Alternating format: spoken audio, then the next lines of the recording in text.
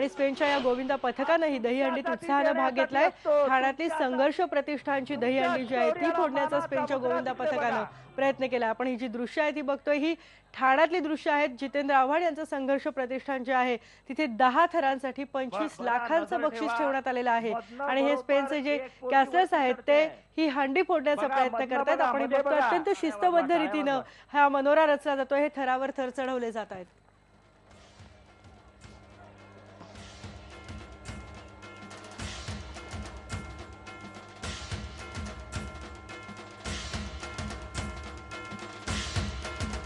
आता मजा बघा, आता मजा बघा ते उतरतील कसे।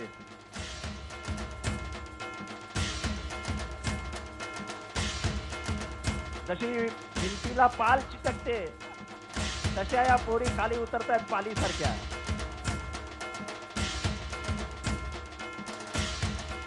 घोरपड घोरपड शिवाजी महाराजांची घोरपड पण गेलेला स्पेनला वाटतं।